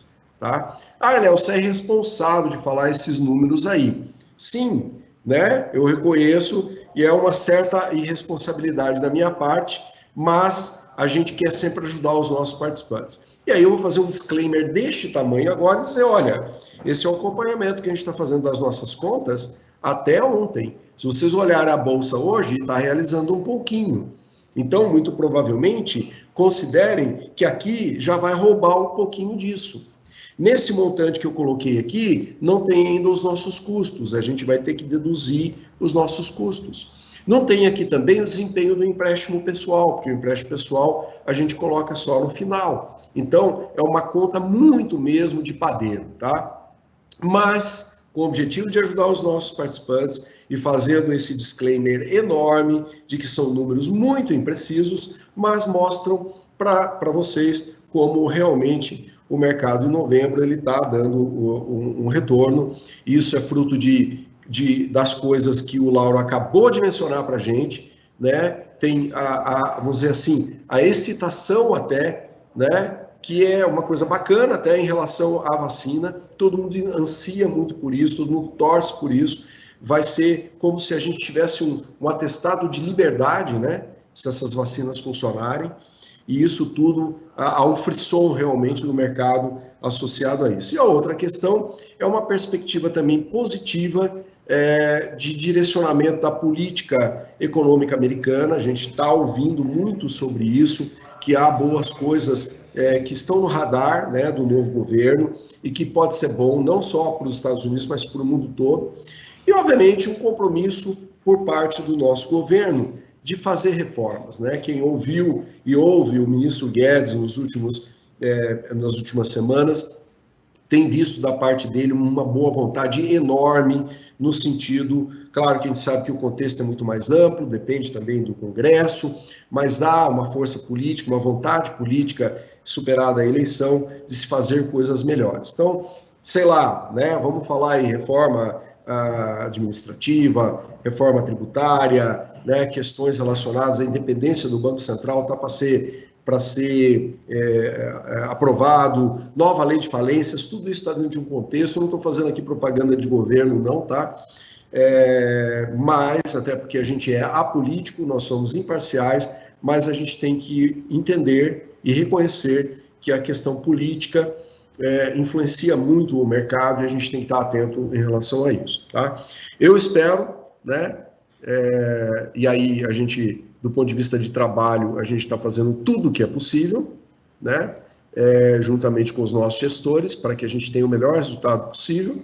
Mas, além disso, a gente também faz uma fezinha, torce, porque esse mercado não basta ser competente, né? O Lauro que o diga, também tem que ter um pouco de fé, um pouco de pensamento positivo, concentração, enfim, porque nós sabemos, né, que não é só sobre economia, né? É sobre saúde, é sobre bem-estar, é sobre pessoas, é sobre a humanidade que a gente está falando nesse momento aí, em função desse ambiente todo que a gente está vivendo. Obrigada, Léo. A próxima pergunta nós vamos fazer para o Lauro. Lauro, o que esperar da Bolsa em dezembro? Fecha acima dos 110 mil pontos? Ô, Ju, essa pergunta não vale, né? A Bolsa já está acima dos 110 mil pontos. Agora a Bolsa já está acima dos 110 mil pontos. O que a gente tem percebido na Bolsa é um fluxo de dinheiro muito forte. Até o mês passado foi dinheiro de brasileiro que entrou na Bolsa e ele cria uma demanda pelas ações, as ações sobem. Tem fundamento. Como eu disse, a indústria veio melhor, o preço das mercadorias está reagindo, tem fundamento, a expectativa de lucro das empresas foi maior. Então, a gente vem com uma série de boas notícias que dão fundamento e fazem a Bolsa subir. Em novembro, está entrando dinheiro de estrangeiro. A gente vê o estrangeiro saindo dos investimentos mais conservadores e indo para os investimentos mais agressivos. Inclusive, uma parte dos estrangeiros estão realizando um pedaço do lucro que ele ganhou na Bolsa lá nos Estados Unidos. Eu mostrei para vocês o Nasdaq e o S&P, como é que foi a rentabilidade maravilhosa esse ano. Então, ele pega uma parte desse lucro e direciona para outros países. E com a taxa de juros muito baixa, a gente fica meio sem oportunidade mesmo. Tem que investir em bolsa, assumir risco para ter uma renda, uma rentabilidade melhor. Infelizmente, né, Léo? Não é todo mundo que tem papel que rende inflação mais 6,5% na carteira. Se fosse, era bom, estava fácil, mas a gente tem que assumir risco. Então, o fluxo na Bolsa vem e tudo indica que a Bolsa fecha o ano acima de 110 mil pontos.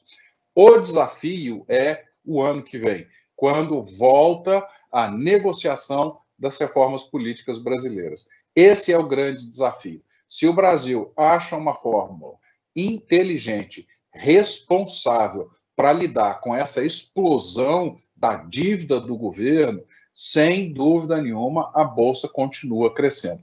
Agora, se nós repetirmos o ano que vem, em fevereiro, março do ano que vem, o que a gente fez esse ano, que é briga entre os três poderes, na minha opinião, a Bolsa aí corre o risco de ter uma reversão forte, uma reversão importante. Obrigada, Lauro. A próxima pergunta vai ser para o Eléo. Eléo, é possível garantir que o plano terá condições de pagar os benefícios à medida que a quantidade de assistidos aumente?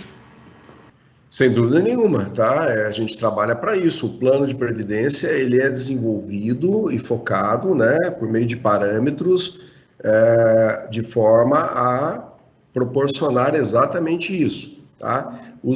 Obviamente, vamos separar as coisas, né? O estoque, né, o resultado que tem hoje de patrimônio e o futuro. Então, o que nós temos? Nós temos hoje cada participante, nosso plano é um plano de contribuição definida, é um plano onde cada participante já tem o seu saldo constituído, ou está ainda em fase de constituição. Mesmo os assistidos podem reverter esse cenário no sentido até de aumentar o seu patrimônio. Isso foi um direito conquistado há uns 5 anos atrás, quando a gente permitiu que o assistido possa voltar a fazer contribuições voluntárias. É possível hoje. Então, esse patrimônio é um patrimônio dinâmico, mas a pergunta, eu entendo, é muito mais sobre sustentação para o futuro. Então, esses patrimônios individuais estão garantidos, estão hoje assegurados, né, consubstanciados, dentro de contabilidade e individualmente separados para cada um dos nossos participantes e assistidos que estão lá. O desafio é, né, como que a gente faz isso daqui por diante. E aí a gente tem, como o próprio Lauro comentou agora, uma grande vantagem. A vantagem é, como as formiguinhas, né, a gente trabalhou lá atrás poupando, né? Nós fizemos compras muito interessantes. Essas compras, elas permitiram que a gente estocasse uma quantidade de títulos relativamente grande, se a gente considerar o tamanho do plano, com taxas muito elevadas e que nos dão um conforto, um colchão de proteção durante um bom tempo, não só para o perfil conservador, mas também para os demais perfis, né? É que os outros perfis, eles são influenciados por movimentos de renda variável e de ativos de maior risco, mas se eles fossem todos conservadores, eles teriam um desempenho similar a esse que a gente está vendo aí, tá? Resultados muito agressivos, até para um ano de pandemia. Agora, nós temos esse colchão, ele não é eterno, né? É um colchão aí que está programado para até 20 anos. Então, 20 anos, gente, é bastante coisa, mas também não, né? Então, a gente precisa utilizar adequadamente este tempo que a gente tem de oportunidade, né? E fazer uma transição de maneira a preparar o fundo para novos tempos de taxa de juros mais baixas, de rentabilidades nominais mais baixas, né? De maneira a gente fazer essa transição para investimentos que tragam um pouco mais de risco para a carteira, para que a gente consiga trazer rentabilidades satisfatórias. Gente, não tem mágica, tá? Não tem almoço grátis, né? Não tem nada de graça. A gente tem que trabalhar muito para fazer as coisas acontecerem. Então, nós não vamos continuar tendo rentabilidade de 1% ao mês num plano, né? Numa condição de mercado onde a taxa de juros é essa que a gente está vendo aí, né? Ou com uma inflação baixa. A gente vai ter que trabalhar para rentabilizar de maneira com outros níveis, com outros tipos de investimento. Nada diferente do que o mundo já faz, né? Hoje um grande referencial mundial lá é a Holanda, no que diz respeito a fundos de previdência privada. Você vai lá nos fundos lá da Holanda e, assim, a grande maioria do patrimônio está investido em títulos, papéis de empresas emergentes, como o próprio Brasil, né, BRICS. Você tem uma grande parcela investida em bolsa, você tem os multimercados, ou seja, investimentos mais arriscados. A gente vai ter que conviver com isso no futuro. Temos ainda um tempinho, podemos nos preparar, estamos nos preparando. Quem olha a nossa carteira hoje e olha a nossa carteira há 3 anos atrás, vocês olhariam lá e viriam que não tem fundo multimercado há 3 anos atrás, não tinha. Hoje tem. Já é uma mudança. Estamos preparando um balão de ensaio para um fundo de investimentos no exterior. É um outro fronte, né? Uma outra fronteira, melhor dizendo, que a gente vai buscar investimentos, porque a gente acredita, isso pode também trazer uma composição importante para a gente, até mesmo de dinheiro investido numa outra moeda, né, que nos dá também uma questão de câmbio para que a gente também possa atenuar essas oscilações de mercado. Ou seja, fundos imobiliários. Também, quem olhar a nossa carteira há 3 anos atrás, não tinha fundos imobiliários. A gente tem. Tudo isso traz riscos. Ah, mas eu sou do perfil conservador, eu não vou poder aproveitar essas questões. Ora, realmente, o perfil conservador, ele tem um viés muito mais forte direcionado para quem já está aposentado, para quem está recebendo benefício. A gente não quer que esses participantes, eles corram riscos exagerados. Então, a gente faz uma carteira extremamente conservadora. Talvez lá no futuro, os próprios participantes que fazem parte desse perfil venham a pedir para a gente para trazer um pouco mais de risco para dentro desse perfil, né? Ou, eventualmente, a gente revisar esse perfil para que o perfil convencional tenha um investimento intermediário. A gente vai ter que, isso tudo a gente vai aprender com o tempo, né? Temos tempo, tá? Os investimentos que nós temos hoje, esse colchão, nos dão essa vantagem da gente poder ter o tempo a nosso favor. A gente entende que o futuro pode nos trazer bons resultados, né? E a gente trabalha duro para isso, como eu mencionei anteriormente, e claro, né, respondendo finalmente, concluindo a resposta, claro que a gente acredita em rentabilizar o plano e fazer face aos nossos compromissos, aos nossos benefícios, né? A gente não tem outro objetivo, a não ser exatamente esse. Obrigada, Léo. Nossa próxima pergunta vai para o Lauro. Lauro, no que implica o governo vender parte de suas reservas, como o Guedes tem falado? Ô, Juliana, esse é um assunto muito interessante, um assunto muito discutido. Inclusive, antes que o novo governo assumiu, tomou posse, o Paulo Guedes falava em reduzir as reservas. As reservas internacionais é todo o dinheiro que o governo federal tem investido lá fora. Então, hoje, as nossas reservas são perto de 360 bilhões. As reservas internacionais, ela dá para os investidores estrangeiros uma segurança de que, se ele entrar, o país tem dinheiro para ele sair. Na década de 85, a gente não tinha reserva, o país fechou toda a negociação de moedas internacionais, ficou tudo centralizado. Esse é o medo do investidor estrangeiro. Agora, o que se discute é se 360 é muito, se 300 é suficiente, se 280 é suficiente. O que eu vejo, e a minha opinião pessoal, que hoje nós temos um nível de reserva muito alto. Não é necessário nós termos esse nível de reserva tão alto, principalmente quando a gente considera que nós temos uma dívida grande em reais, e essa dívida cresceu muito na pandemia. Então, o que o Paulo Guedes tem dito é, nós podemos reduzir um pouco as reservas internacionais, transformar isso em reais para reduzir a dívida em reais. Até porque a reserva internacional, ela rende uma taxa de câmbio, ela rende o dólar, mais uma taxa de juros lá nos Estados Unidos, que é praticamente zero. Então, o governo paga juros aqui no Brasil e não recebe juros lá fora, sem dúvida nenhuma, quando há uma alta da moeda americana, as reservas internacionais se valorizam. Então, eu acho uma ideia inteligente a gente discutir os níveis das reservas e, eventualmente, reduzir para poder reduzir a dívida interna. O grande ponto da questão é qual é o nível ideal. Como eu disse, na minha opinião, eu acho que tem sim espaço para a gente reduzir as reservas internacionais. Eu acho que o ministro está indo no caminho certo e isso pode ser uma boa ajuda para as contas públicas. Muito obrigada, Lauro. A próxima pergunta é para a Embraer, para o Eléu. Por que demora para a mudança de perfil? Não seria melhor a mudança ser no mês subsequente? Essa pergunta é uma pergunta importante porque ajuda a gente a explicar, né? Volta e meia a gente recebe esse questionamento, tá? Por que a gente, por exemplo, em novembro, né?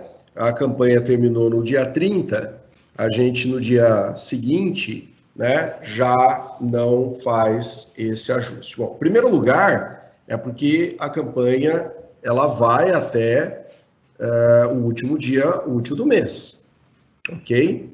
Então, esse processo é um processo contábil, tá? É um processo onde a gente faz a contabilização por competência, quem trabalha na área contábil sabe do que a gente está falando, então a gente pega um mês, faz todo o fechamento contábil, entra todas as variáveis de arrecadação, de custos, enfim, não cabe aqui os detalhes, e a gente tem um processo todo de contabilização disso tudo, para que a gente apure a cota, para daí a gente fazer a mudança de conversão, né? De conversão de cota, ok? Significa sair de uma cota contábil de um perfil para a cota contábil de um outro perfil. Eu preciso fazer uma divisão de valores. Para ter a apuração dessas cotas, eu preciso de vários dias para que o contador, né, preencha essas informações e gere a cota do mês base que a gente vai fazer a conversão, né? A gente poderia, por exemplo, fazer essa conversão com a cota do mês anterior à campanha. Não faz sentido, né?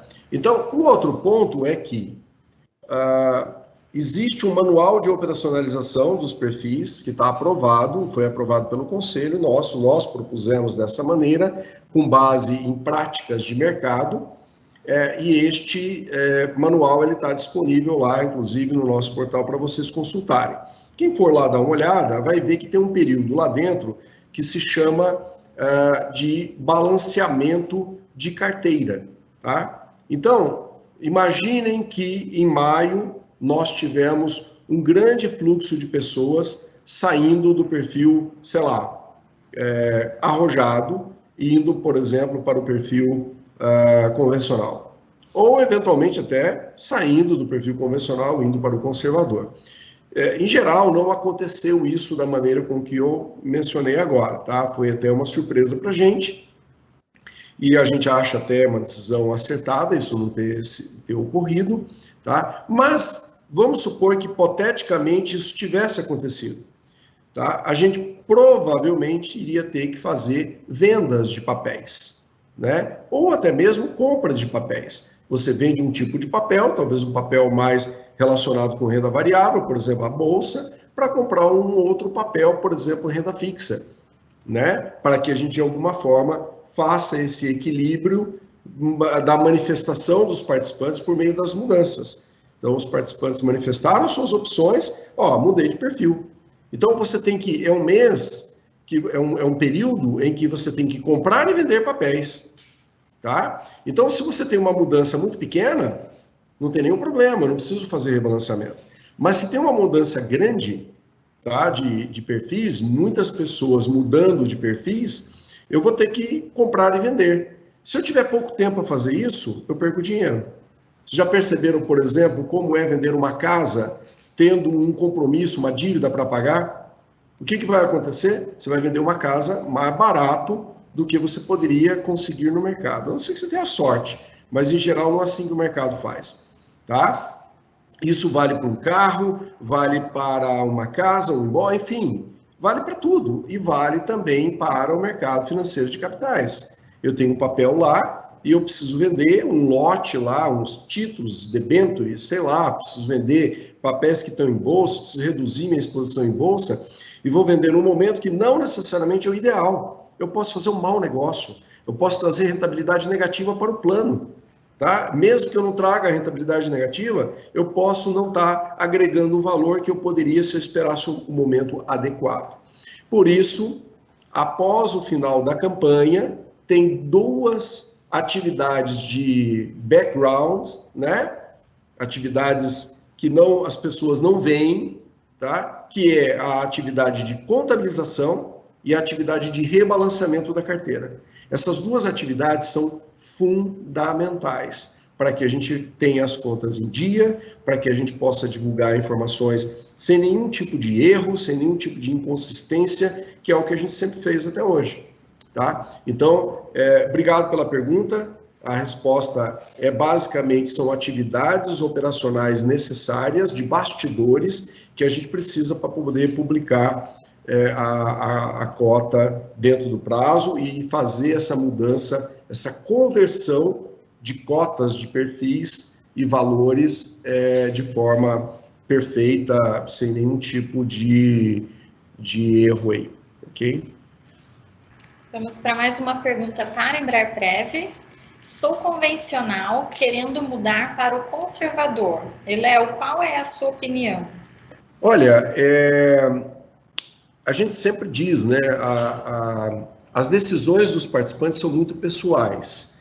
A Embraerprev, normalmente, ela não emite opiniões e nós nem podemos. A gente tem um dever ético, um compromisso fiduciário até, de responsabilidade legal em não emitir uma opinião, assim como as instituições financeiras, nós não somos propriamente uma instituição financeira, mas a gente tem um dever fiduciário similar, parecido, no sentido de respeitar, né, as vontades e os direitos de cada uma das pessoas. Não queremos influenciá-los, até mesmo porque, como disse, cada pessoa tem um tipo de avaliação, tem um nível de sensibilidade a risco, um nível de oportunidade que ela entende versus o ambiente familiar, doméstico, enfim. As realidades são muito diferentes, tá? O que eu posso dizer, como Léo, talvez eu possa emitir minha opinião, tá? Porque eu também sou participante do plano, tá? E como eu falei, a gente não fica enrolando, não. Então, eu diria o seguinte, há uma grande perspectiva, a gente ainda não está com o perfil convencional totalmente recuperado, né? Então, talvez com essa rentabilidade parcial que a gente tem aí no mês de novembro, se ela se materializar, tá, gente? Porque pode ser que devolva. Aconteceu isso no mês de outubro. Nos últimos dias do mês devolveu praticamente tudo. Então, vamos supor que esse resultado ele se confirme. Mesmo assim, a gente vai estar meio que no 0 a 0 do perfil convencional. Claro que até maio do ano que vem, muita coisa pode acontecer, né? A gente pode ter novos desdobramentos aí e pode acontecer aquele fenômeno que o Lauro acabou de cantar a bola para a gente. Se o governo brasileiro insistir, né, em alguns pontos de conflito com os outros poderes, né? E, obviamente, esses outros poderes também baterem o pé no mesmo sentido, porque a gente não está dizendo que é culpa do governo brasileiro, né? Há muitas vezes, um impasse negocial entre os três poderes. Isso pode ser muito ruim para o Brasil. Isso pode ser, assim como lá atrás a gente ouviu uma notícia de utilizar títulos precatórios, né, que são coisas meio que estabelecidas já legalmente, compromissos para pagar auxílio emergencial ou benefícios de renda família. Isso tudo pegou muito mal no mercado. Isso pode acontecer de novo? Pode, infelizmente, mas a gente espera que não aconteça. Tá? Se esse tipo de coisa, como o próprio Lauro foi um pouco mais polido, ele colocou de uma forma até mais elegante, eu estou colocando de uma forma mais tácita, dando até um exemplo, né, dessa questão dos precatórios, questões de usar um dinheiro para uma outra finalidade. O mercado não perdoa esse tipo de coisa. O mercado pune imediatamente, porque o mercado ele cria instituições que cumprem as regras, né, que tenham compromissos éticos, compromissos de compliance, né, compromissos legais, né, se respeite as regras estabelecidas e negociadas até agora. Então, na medida que o governo e os três poderes, de uma forma geral, cumpram isso, a gente pode ter um ano maravilhoso, né?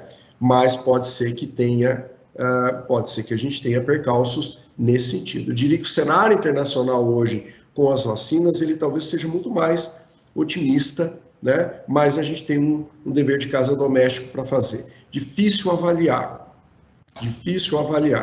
tá? Se eu estivesse no perfil convencional, eu esperaria um pouquinho, mesmo com o risco de uma desvalorização ali no primeiro trimestre, por um motivo como esses que a gente mencionou. Léo, eu não tenho, vamos dizer assim, tolerância para passar de novo o que eu passei lá em março, abril. Tá, então, a mudança do perfil talvez seja, nesse caso, seja, vamos dizer assim, a gente já recuperou um valor considerável, mas lembre-se, a mudança do perfil é uma conversão de cotas que respeita o valor de cada uma das cotas. Eu tenho a cota do perfil conservador que vale X, eu tenho a cota do perfil convencional que vale Y. Na hora que eu troco uma pela outra, tá? A não ser que elas tenham valores iguais, eu vou ter a mesma quantidade de cotas e oportunidade, obviamente, de continuar desenvolvendo esse meu crescimento do meu benefício. À medida que eu troco e obviamente, a diferença de valor entre essas cotas seja significativa, eu posso, de alguma forma, estar comprando menos cotas e ter uma oportunidade perdida de recuperação daquela rentabilidade que no passado eu não pude aproveitar porque houve a pandemia. Então, se a pessoa tem a oportunidade, tem uma tolerância, tem a capacidade de tolerar, não vai passar mal. A gente viu, gente, sendo bem franco, a gente viu no meio da pandemia pessoas passando mal. Eu fiquei preocupado com a saúde das pessoas. A gente trocava ideia aqui, Juliana, Carol, que somos nossa equipe de atendimento, né? A gente via o sofrimento das pessoas, tá? Que viram, obviamente com razão, os seus patrimônios de alguma forma sendo desvalorizados, ao meu ver, momentaneamente, né? Porque isso tudo tende a voltar. O próprio Lauro mostra lá os slides de como as crises passam, né? Mas a gente via o sofrimento das pessoas naquele momento. Então, se as pessoas sofrem, se elas têm dificuldade para tolerar esse tipo de evento, eu diria que a mudança ela é recomendável. Se elas tiverem a possibilidade de aguardar, tá? Eu diria que do ponto de vista financeiro, do ponto de vista, né, de evolução do patrimônio do plano, talvez fosse uma melhor decisão. Obrigada, Léo. Temos mais uma pergunta para Embraerprev. Léo, lendo a composição da carteira de renda variável, por que não investir em empresas que dão mais dividendos, como, por exemplo, bancos, energia, seguros, saneamento e telecom, conhecida como carteira previdenciária em algumas referências da literatura? Gente, excelente pergunta, muito boa também. Coincidentemente, até a gente teve uma pergunta parecida com essa na última live, né? O pessoal perguntou também sobre isso. A gente já teve uma carteira de dividendos no passado. O gestor era o pessoal da Votorantim Reding Grifo, tá? Eles faziam a gestão dessa carteira de renda variável lá há talvez uns 5, 6 anos atrás. A gente teve esse tipo de carteira. O que a gente observou, tá? A gente observou que o universo de pessoas pagadoras de dividendos, ele é um universo menor do que o universo que a gente considera hoje que os nossos gestores, melhor dizendo, consideram hoje para os nossos investimentos. Ou seja, você tem uma carteira aberta onde a quantidade de papéis que você tem à sua disposição, ela é muito maior do que simplesmente as empresas pagadoras, boas pagadoras de dividendos. Um outro aspecto que a gente descobriu é que a questão do dividendo, ela pode ser alguma coisa técnica, mas pode ser também alguma questão não necessariamente técnica, associado com algum tipo de compromisso vinculado aos acionistas. Ou seja, a empresa pode decidir pagar dividendos não porque ela seja a melhor alternativa, mas porque ela entende que aquilo, de alguma maneira, vai gerar até uma questão de relacionamento com os seus acionistas. Ou seja, a decisão técnica pode indicar, muitas vezes, que a empresa, melhor decisão, seja ela não pagar dividendos, aproveitar esse recurso para fazer outros tipos de investimentos na empresa e não necessariamente ir por esse caminho, né? Mas, de alguma forma, esse movimento acaba ocorrendo porque simplesmente há uma política, vamos dizer, definida de que se tem que pagar. Tá? A gente percebeu isso, por exemplo, com a Oi, né? Então, se vocês hoje, nós não temos Oi, e a Oi, por exemplo, é um papel que faz muito tempo que a gente não tem, mas a gente teve. A Oi sempre pagou dividendos, tá? Mesmo estando num nível de endividamento absurdo. Por quê? Porque tinha uma política consolidada disso. Então, o que a gente acredita?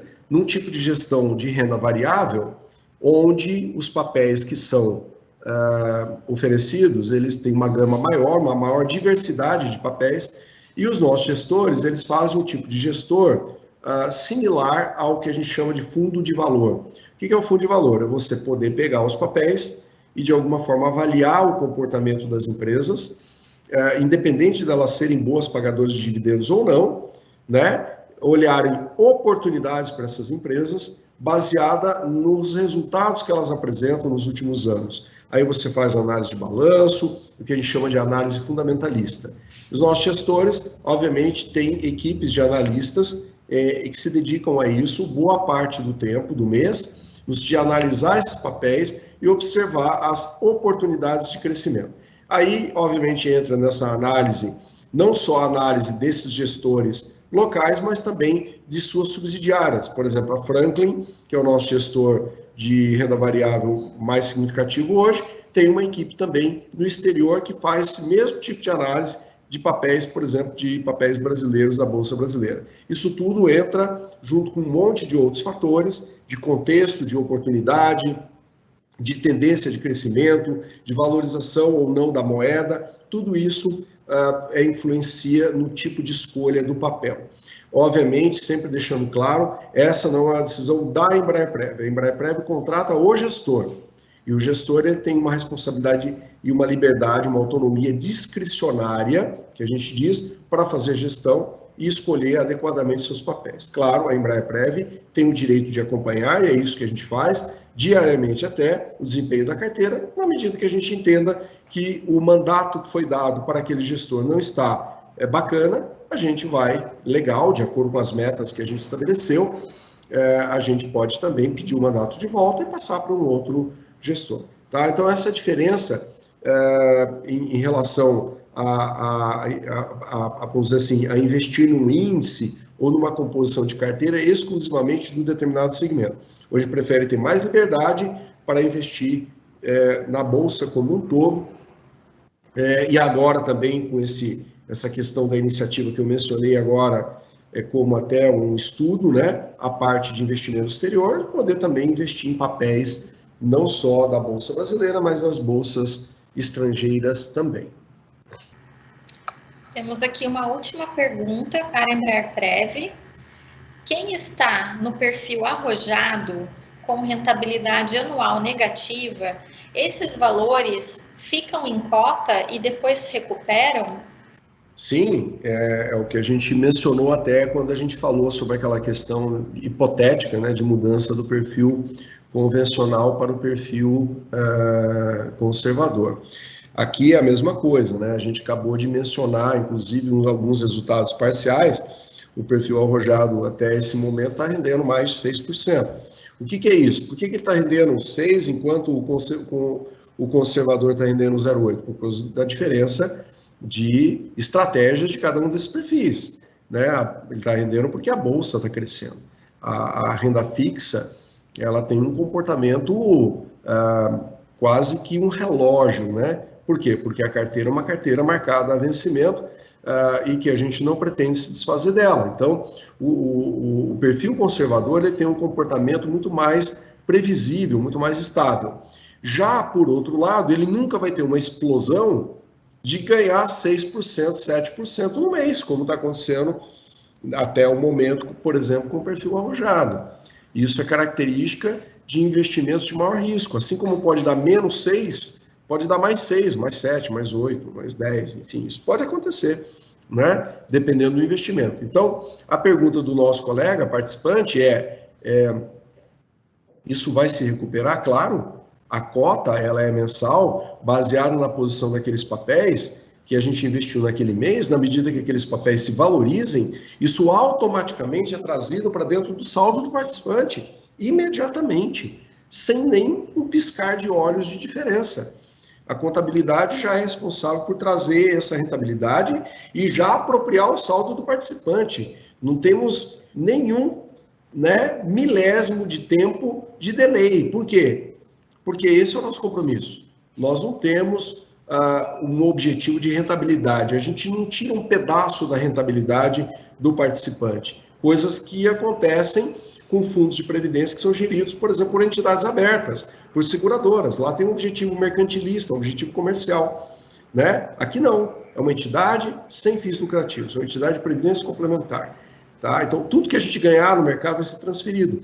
Então, esse percentual que eu falei agora que está indo bem, a gente vai transferir para a sua cota, para o seu resultado que está hoje no perfil arrojado. E, claro, vai recuperar, né, parte da desvalorização que teve até agora. Muito provavelmente, quando a gente divulgar a cota de novembro, vai estar com uma defasagem, um resultado menos negativo.